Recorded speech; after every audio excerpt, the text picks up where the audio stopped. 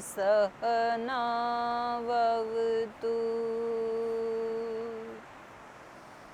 सहनौ भुनक्तु सह वीर्यङ्करवावहै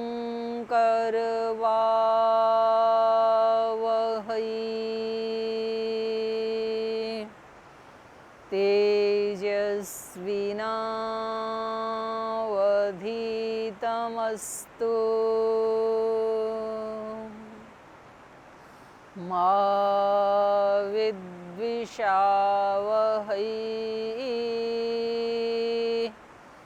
ॐ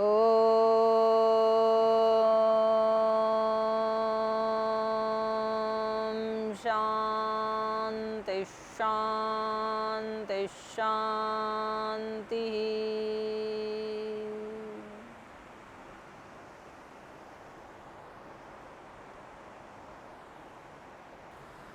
आज यहाँ गुफा में बैठे हैं, नदी के किनारे आए थे पाठ पढ़ने के लिए, रामायण वाली कक्षा के लिए, लेकिन अभी धूप हो गई तो वहाँ बाहर बैठ सकते नहीं है किनारे के ऊपर।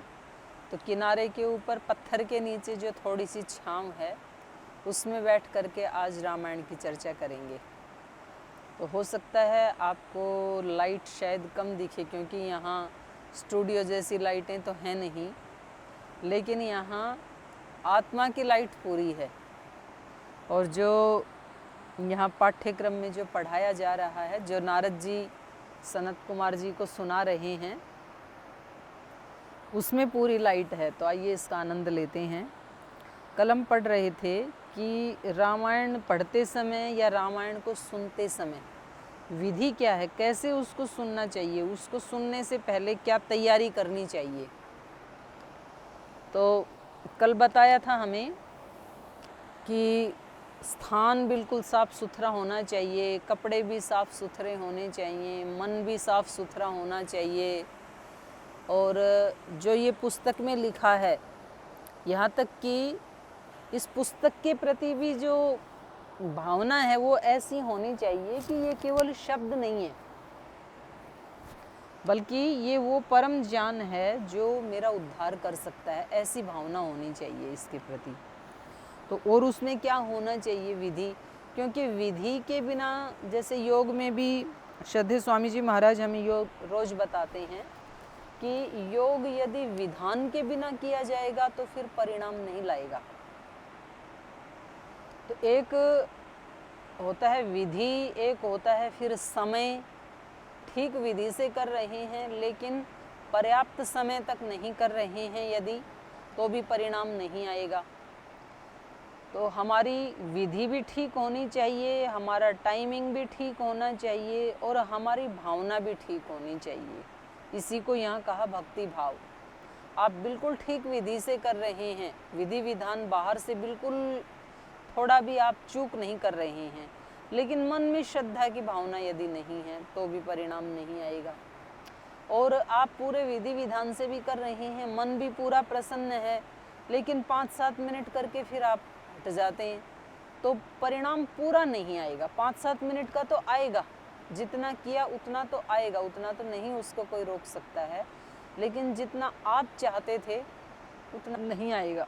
तो उसके लिए पर्याप्त समय देना होता है। तो मैं कई बार उदाहरण देती हूँ कि जैसे किसी माँ को अपने बच्चे का मुंह देखना है तो उसको गर्भ में 9 महीने तक इंतज़ार करना पड़ता है। अगर वो 4-5 महीने में ही देखना चाहे तो दिखेगा, लेकिन वो एक मांस का पिंड दिखाई देगा, पुत्र दिखाई नहीं देगा। तो उसके लिए तो उसको जितना पर्याप्त समय इंतज़ार करना पड़ता है उसके बाद वो भी दिखाई देगा। तो यहाँ विधि में क्या क्या आवश्यक है वो हम कल पढ़ रहे थे, इसको आगे पढ़ रहे हैं। नित्यं देवार्चनं कृत्वा पश्चात् संकल्पपूर्वकं रामायणपुस्तकं च अर्चयेत् भक्तिभावत आवाहन्नासनाद्यैश्च गन्धपुष्पादिभिव्रति ॐ नमो नारायणाय इति पूजयेत् भक्तितत्परम्। एकवारं द्विवारं वा त्रिवारं वापि शक्तितः होमं कुर्यात् प्रयत्नेन सर्वपापनिवर्तये। एवं यः प्रयतः कुर्यात् रामायणविधिं तथा स याति विष्णुभवनं पुनरावृत्तिर्दुर्लभम्। रामायणव्रतधरो धर्मकारी च सत्तमः चाण्डालं पतितं वापि वस्त्रान्नेनापि नार्चयेत्। तो जो इसमें सामग्री हम प्रयुक्त करते हैं, आह्वान करना, आसन, गंध, पुष्प, तो ये जो रामायण को सुनने का जो व्रती है, जिसने ये व्रत लिया है कि मैं रामायण को सुनाऊंगा या रामायण को सुनूंगा, दोनों ही ये व्रती, उन सब को ओम नमो नारायण, ये सब भगवान के लिए समर्पित हैं और मैं स्वयं भी भगवान के लिए समर्पित हूँ। और इस भाव से मैं 9 दिन इस कथा अमृत का वाचन करूँगा और श्रवण करूँगा, ऐसा व्रत लेना चाहिए। एकवारम द्विवारम वा त्रिवारम वापि शक्तितः। और कह रहे हैं जब तक ये 9 दिन कथा चले तब तक या तो 1 बार या तो 2 बार या तो 3 बार, और ये भी कम ही कहा, हो सके तो 9 के 9 दिन भी व्यक्ति को पहले हवन करना चाहिए। होमम कुर्यात् प्रयत्नेन। अब देखो यहाँ पर संस्कृत में भी इसका होम शब्द कहा है यहाँ पर, और एक अंग्रेजी में भी होम शब्द आता है HOME, उसका अर्थ होता है घर, और वहाँ एक शब्द आता है हाउस HOUSE, उसका अर्थ होता है मकान। तो कोई पूछे कि होम और हाउस में क्या अंतर है, तो व्यक्ति कहेंगे कि होम तो उसको कहते हैं जो अपना खुद का निजी होता है, जिसमें सारा घर परिवार रहता है स्थायी रूप से, और हाउस वो होते हैं जिसमें लोग आते जाते रहते हैं, जैसे गेस्ट हाउस, जैसे रेस्ट हाउस, तो उनको हाउस कहते हैं, उसमें कोई स्थायी रूप से नहीं रहते हैं। ये आज की परिभाषा है। लेकिन रामायण को देखें तो होम किसको कहते हैं? होम उसको कहते हैं जिसमें रोजाना अग्निहोत्र किया जाता है, वो है घर, होम, उसको होम कहते हैं। और घर किसको कहते हैं संस्कृत में? घर उसको कहते हैं जिसमें गृहिणी रहती है, गृहिणी गृहम उच्यते। जिस मकान में गृहिणी नहीं रहती है उसको घर नहीं कहते हैं। फिर ये शब्दों का भी कितना अलग अलग शब्दों के अलग अलग अर्थ हैं। तो यहाँ पर इन्होंने कहा होमम, वो जो अग्निहोत्र उसको भी होम कहते हैं। वहाँ हु धातु है, हु दाना दनयो, हु धातु से होम शब्द बनता है। जिस क्रिया में दान और आदान छिपा हुआ है उसको होम कहते हैं। दान मतलब जब हम अग्निहोत्र करते हैं तो हम देते हैं ना देवताओं को, घी देते हैं, सामग्री देते हैं और औषधियाँ देते हैं। वहाँ पर तरह तरह की सामग्री में औषधियाँ मिला करके आहुति देते हैं और अपना समर्पण का भाव देते हैं, भक्ति भाव देते हैं। और आदान मतलब देवताओं का ये स्वभाव होता है कि कोई छोटा सा किसी ने दिया तो वो बदले में अनंत गुणा दे देते हैं। फिर तो वहाँ देना भी होता है, लेना भी होता है। आपने अग्निदेव को 1 तोला घी दिया तो अग्निदेव उसको 10 तोला की शक्ति में कन्वर्ट कर देंगे। ऐसी अग्नि में शक्ति है। जितना हम देते हैं उससे सैकड़ों गुणा, हजारों गुणा ये सारी पृथ्वी में ही होम हो रहा है। अग्नि भी होम कर रही है, पृथ्वी भी होम कर रही है। जैसे अग्नि में डाला हुआ अग्नि 100 गुणा ज़्यादा शक्तिशाली करके हमें वापस लौटा देती है, ये अग्नि का होम है। जैसे पृथ्वी में हम एक दाना देते हैं पृथ्वी को, तो पृथ्वी उसके सैकड़ों दाने बना करके हमें वापस कर देती है। ये पृथ्वी का होम है, पृथ्वी का यज्ञ है ये। जैसे हम सूर्य को अर्घ देते हैं तो जो वो पानी उस समय गिर रहा होता है और उस पानी के बीच से जो सूर्य की किरणें आती हैं वो उन सूर्य की किरणों का सैकड़ों गुना ज़्यादा प्रभाव बढ़ जाता है, इसलिए सूर्य को अर्घ दिया जाता है। ये सूर्य का होम है। और सूर्य इस सृष्टि से खराब खराब चीज़ों को अपनी धूप के द्वारा अवशोषित कर लेता है और जीवनदायिनी शक्ति पेड़ों को, पौधों को, वनस्पतियों को देता है। ये सूर्य का होम है। वायु का होम सारे जीवन का जो तारतम्य चल रहा है, ताना बाना, वो वायु पे ही है। वायु यदि एक क्षण के लिए भी बंद हो जाए, सूर्य के बिना एक क्षण रह सकते हैं, हवा के बिना नहीं रह सकते हैं, तो ये हवा भी होम कर रही है, ये भी हमें दे रही है। तो ये सारी सृष्टि में होम हो रहा है। तो यहाँ पर कहा कि जब रामायण पढ़ते हैं तो 9 दिन के अंदर कम से कम 3 बार होम करना चाहिए। और मैं कहती हूँ कि इन्होंने तो कहा एक बार स्टार्टिंग में, एक बार लास्ट में, एक बार बीच में कम से कम कर लें। और मुझे ऐसे लगता है कि 3 दिन नहीं, 9 के 9 दिन होम होना चाहिए। पहले हवन करें यहाँ वहाँ बैठने वाले लोग, और उसके बाद रामायण का पाठ करें। एवं यह प्रयतः कुर्यात् रामायण विधिं तथा स याति विष्णु भवनम पुनरावृत्ति दुर्लभम।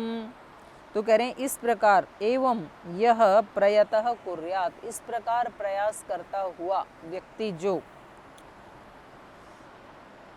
रामायण विधिम तथा, रामायण की विधि का आश्रय लेते हुए रामायण की कथा को कहता है या सुनता है, तो से विष्णु भवनम याति, वो सीधा विष्णु के भवन में जाता है। अब विष्णु का भवन कहाँ है और विष्णु कहाँ है? विष्णु तो जो सर्वव्यापक है उसको कहते हैं, और उसका भवन ये सारा संसार है। तो वो संसार में जहाँ कहीं भी जाएगा वहाँ उसको ब्रह्म की अनुभूति होगी। विष्णु के भवन में तो हम सब भी बैठे हैं, लेकिन हमें उस भवन की अनुभूति नहीं हो रही है। लेकिन वो जो रामायण परायण व्यक्ति है, वो जहाँ कहीं भी जाएगा उसको विष्णु के ही भवन की अनुभूति होगी। इसलिए कहा स याति विष्णु भवनम पुनरावृत्ति दुर्लभम, और वहाँ से फिर वापस आना दुर्लभ है, फिर वहाँ से वापस नहीं आया जा सकता है।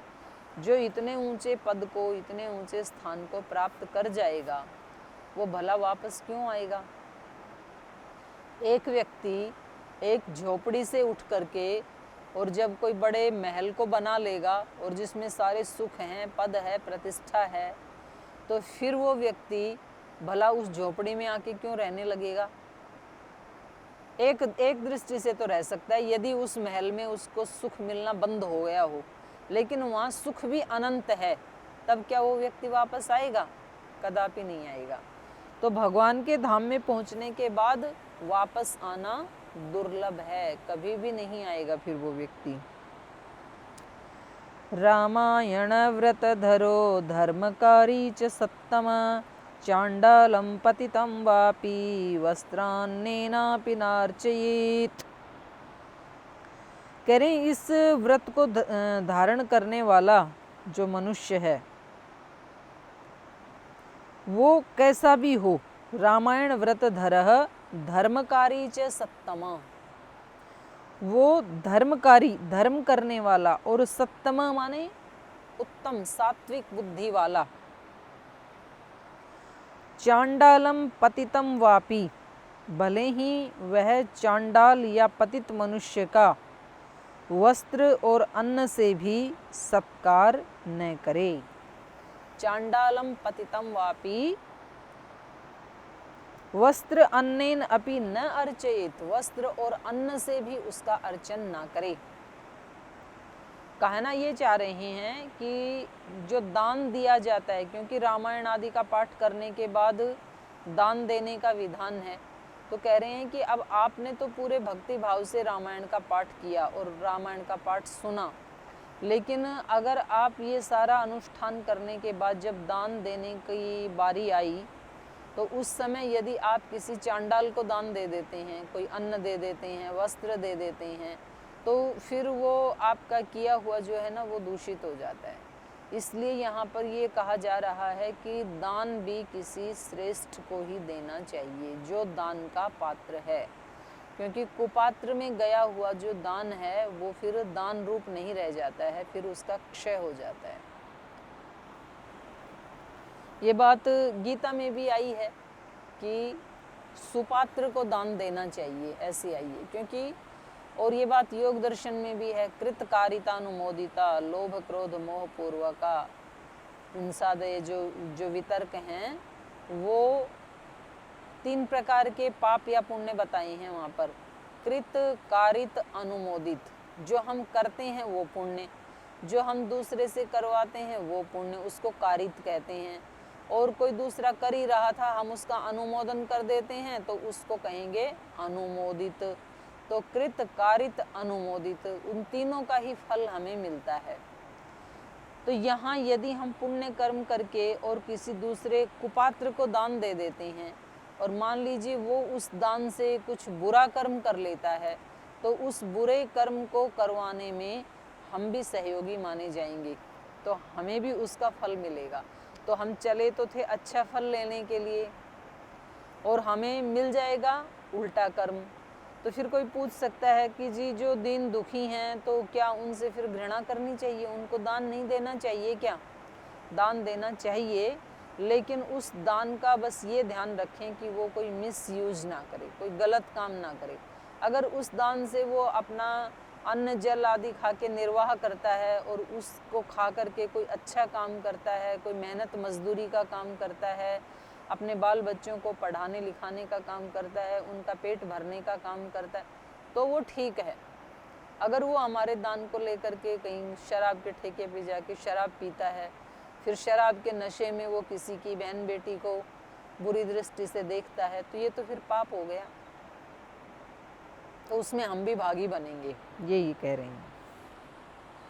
नास्तिकान् भिन्न मर्यादान् निंदकान् पिशुनान् अपि रामायण व्रत परो वांगमात्रेणापि नार्चयेत्। तो पीछे वाले श्लोक में कहा चांडालम पतितम वापि, चांडाल को या पतित व्यक्ति को। अब ये चांडाल और पतित कौन है? किसको चांडाल कहें और किसको पतित कहें?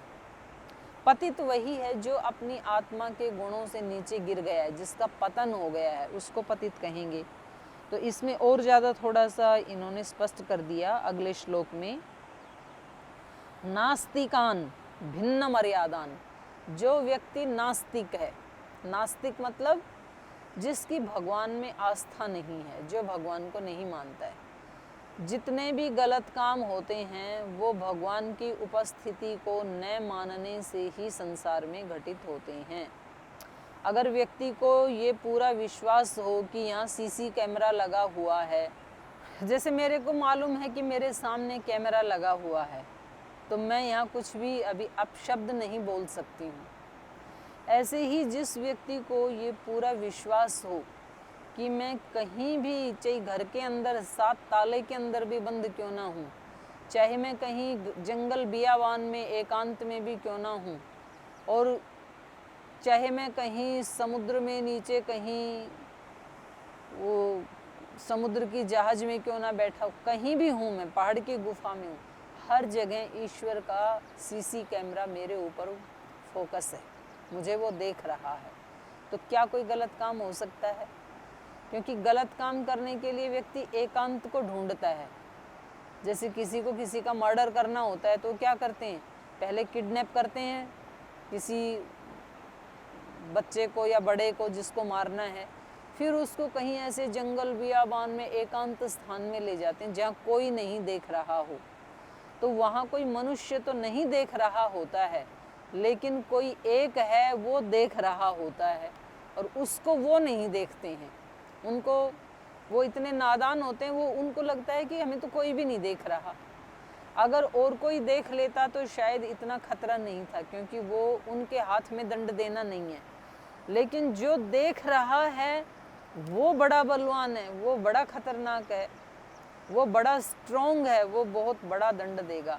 और उसका जो दंडा है ना, वो ऐसा होता है कि उसकी चोट लगते हुए पता भी नहीं चलता है और व्यक्ति टूट जाता है, और डंडा भी नहीं दिखता है और कोई आवाज़ भी नहीं करता है वो डंडा, इतना उसका कठोर दंड है। तो व्यक्ति उसको भूल जाता है, इसलिए वो अनेक अनेक प्रकार के कर्म करता है। तो जितने भी संसार में बुरे कर्म होते हैं वो इस नादानी के कारण होते हैं कि वो व्यक्ति नास्तिक होता है, वो ईश्वर में विश्वास नहीं करता है, उसको नहीं पता है ये कि ईश्वर मुझे देख रहा है। और यहाँ तक कि इसमें कोई धर्म पंथ संप्रदाय ऐसा नहीं है, जो ईश्वर को मानते हैं, जो यज्ञ भी कर लेते हैं, जो धर्म का उपदेश भी देते हैं और जो बड़े बड़े संस्थाएं सब चलाते हैं, वो व्यक्ति भी ऐसे कर लेते हैं। तो यहाँ जरूरी नहीं है कि बाहर से कोई व्यक्ति भाई ये ईश्वर को मानता है, ये नहीं मानता है, क्योंकि इन्होंने तो जनेऊ भी पहन रखा है, इन्होंने तो तिलक भी लगा रखा है, इसलिए ये ईश्वर को मानते हैं, ये तो मंदिर भी जाते हैं, गुरुद्वारे भी जाते हैं, ये तो ईश्वर को मानते हैं। ऐसा नहीं है बिल्कुल भी। जाने वाले भी कर देते हैं, इसका मतलब वो अंदर से नहीं मानते हैं, बाहर से केवल उन्होंने वो रिचुअल्स को मान रखा है, बस ईश्वर को नहीं मान रखा है। ईश्वर को यदि व्यक्ति मान ले, मानेगा तब जब उसको जानेगा, जब हम उसको जानते नहीं तो मानेंगे कैसे। तो ये जो दूसरे का बताया हुआ जो विश्वास है ना, ये तो कभी तो काम करता है, अपनी सहूलियत के अनुसार कभी काम नहीं करता है। तो इसलिए कभी हम अपनी सहूलियत के अनुसार मान लेते हैं कि हाँ ईश्वर है और वो देगा फल, और कभी हम उसको नकार देते हैं। तो यहाँ पर नास्तिक का मतलब है कि यहाँ आस्तिक उसको नहीं कहेंगे कि जो धर्म अनुष्ठान करते हैं वो सब आस्तिक हैं, नहीं, जो प्रतिपल भगवान की उपस्थिति को महसूस करते हैं कि मुझे कोई देख रहा है, कोई जान रहा है, कोई सुन रहा है, और उसका कर्म फल व्यवस्था बिल्कुल अटल है, उसको कोई चेंज नहीं कर सकता है। ऐसा जो व्यक्ति दृढ़ विश्वास से अपने जीवन में उसको धारण करके ऐसे जीता है, वो आस्तिक है, भले ही वो बाहर से कोई एक भी कर्मकांड ना करता हो। और वो व्यक्ति नास्तिक है जो ईश्वर को महसूस नहीं करता है हर कर्म में, हर क्रिया में, हर जगह, तो वो व्यक्ति नास्तिक है, भले ही वो कितने भी कर्मकांड भी क्यों ना करता हो। तो यहाँ क्या बताया कि एक तो नास्तिक को दान नहीं देना चाहिए, नास्तिकान न अर्चयेत, उनका आदर न करे। जो रामायण का पुजारी है, जो रामायण का भक्त है, वो व्यक्ति नास्तिकों को वांग मात्रेण अपि, कोई चीज़ देना तो बहुत दूर की बात है, वाणी से भी उनका सम्मान ना करे। माने वाणी से भी अगर हम अपूज्या यत्र पूज्यन्ते, जो पूजनीय नहीं है, और उनके लिए हम ऐसे बड़े बड़े शब्द यदि बोल देते हैं, तो इसका भी रामायण में निषेध किया है, क्योंकि उससे एक असत्य को ही हम एक तरह से बढ़ावा दे रहे हैं। हम जानते हैं कि ये व्यक्ति इतना प्रतिष्ठित नहीं, इतना प्रशंसनीय नहीं है, लेकिन तो भी जब हम मंच पे बोलते हैं तो हम उसके लिए बड़े बड़े संबोधन कर देते हैं, इतने ऊंचे ऊंचे शब्दों का विशेषण उसके साथ लगा देते हैं। तो ये कह रहे हैं कि नहीं, वांग मात्रेण अपि न अर्चयेत, वाणी मात्र से भी उनका अर्चन नहीं करना चाहिए। अर्चन नहीं करना चाहिए तो क्या तिरस्कार करना चाहिए? ऐसा भी नहीं कहा। तिरस्कार करेंगे तो हमारा पाप बढ़ जाएगा, और हम उनका अर्चन करेंगे तो भी हमारा पाप बढ़ जाएगा। इसलिए ऐसे लोगों के प्रति कैसा रवैया रखें? तो उनके प्रति उदासीन रहने के लिए महर्षि पतंजलि बताते हैं। फिर आगे बताया भिन्न मर्यादान वांग मात्रेण अपि न अर्चयेत, जिन्होंने मर्यादाओं को तोड़ा है। कोई मर्यादा भगवान ने बनाई हैं, कुछ मर्यादाएं देश के संविधान ने बनाई हैं, कुछ मर्यादाएं भगवान ने बनाई हैं। हमारा अंतर आत्मा में बैठा हुआ जो भगवान है वो हमें बताता है कि ये गलत है। तो तीनों ही प्रकार की मर्यादाओं को कभी नहीं तोड़ना चाहिए। जो देश का संविधान है उसको भी नहीं तोड़ना चाहिए, उसको अपने हाथ में नहीं लेना चाहिए। और जो भगवान की मर्यादाएं हैं इस संसार में सब जगह, उसके जो रीत नियम काम कर रहे हैं उसको भी नहीं तोड़ना चाहिए। और जो अपनी आत्मा की जो मर्यादाएं हैं, एक देश का अनुशासन, भगवान का अनुशासन, आत्म अनुशासन, राष्ट्र अनुशासन, ईश्वर अनुशासन आत्म अनुशासन। ईश्वर का अनुशासन है वेद। वेद में जैसा कहा है उसको तोड़ना, तो ये ईश्वर के विधान को तोड़ना है, उसके रीत नियमों को तोड़ना। नियम तो क्या टूटेंगे, वेद तो क्या टूटेगा, हम टूट जाएंगे। सत्य का नाश नहीं होता है, सत्य हमारा नाश कर देता है जब हम सत्य का नाश करने की बात सोचते हैं। ऐसे ही जब हम देश का विधान तोड़ते हैं तो देश तो नहीं टूटेगा, हम टूट जाएंगे। और अपनी आत्मा का आत्म मर्यादा, आत्म अनुशासन, जब हम अपनी आत्मा की आवाज़ नहीं सुनते हैं, आत्मा का हनन करते हैं, तो आत्मा का तो क्या हनन होगा, आत्मा का तो स्वरूप ही अविनाशी है। हम अपने जीवन का ही हनन कर लेते हैं, अपनी खुशियों का हनन कर लेते हैं, हम अपनी प्रतिष्ठा का हनन कर लेते हैं। हम सुख नहीं पाएंगे यदि हमने आत्मा की आवाज़ का हनन किया तो इसलिए यहाँ पर शब्द इन्होंने प्रयोग किया रामायण में, भिन्न मर्यादान न अर्चयित वांग मात्रेण अपि न अर्चयित। वाणी मात्र से भी ऐसे लोगों का सम्मान न करें। निंदकान वांग मात्रेण न अर्चयित, जिनकी आदत होती है निंदा करने की, उनको कुछ अच्छा दिखता ही नहीं है। बैठेंगे और किसी न किसी व्यक्ति का जिक्र ले आएंगे और फिर उसकी निंदा करनी शुरू कर देंगे। उसका कोई गुण उनको दिखाई नहीं देता है, निंदा ही निंदा उनको दिखाई देती है। तो कहा निंदकान वांग मात्रेण अपि न अर्चयेत। ऐसे जो निंदक है ना, उनको वाणी मात्र से भी, वो अच्छे नहीं होते हैं निंदक, वाणी मात्र से भी उनका अर्चन नहीं करना चाहिए। और पिशुनान अपि, निंदा करने वाले और चुगलखोर, चुगली करने वाले। निंदक तो वो होते हैं कि जो कभी कभी सामने भी उनके बारे में ऐसे बोल देते हैं, आप ऐसे हैं, आप ऐसे हैं, आप ऐसे हैं, उसको कहते हैं निंदक। और चुगलखोर ऐसे होते हैं, पिशुन ऐसे होते हैं जो सामने तो मीठी मीठी बात करते हैं लेकिन पीछे से उसके दुर्गुणों की चर्चा करते हैं, तो ये उससे भी ज़्यादा खतरनाक होते हैं। निंदक कम से कम जो कह रहा है तो वो अगले व्यक्ति को ये एहसास तो है कि भाई इसका स्वभाव ऐसा है, लेकिन जो पिशुन है वो तो इतना खतरनाक है कि वो सामने मीठी मीठी बातें करता है और पीछे से काम कर देता है। तो इनको रामायण व्रत परो वांग मात्रेण अपि न अर्चयेत। जो रामायण व्रत को धारण करने वाला है, इन ऊपर वाले व्यक्तियों का वाणी मात्र से भी उनका सम्मान न करे, न अर्चयेत। तो ये भी विधि में ही आता है। तो दान देने के लिए भी फिर दान के पात्रों को ढूंढना पड़ता है कि दान किसको दें। कुंडाशिनम गायकम च तथा देवलकाशनम भिषजम काव्यकर्तारम देवद्विज विरोधिनम परान्नलोलुपं चैव परस्त्रीनिरतं तथा रामायणव्रतपरो वाङ्मात्रेणापि नार्चयेत्। और भी बढ़ा रहे हैं।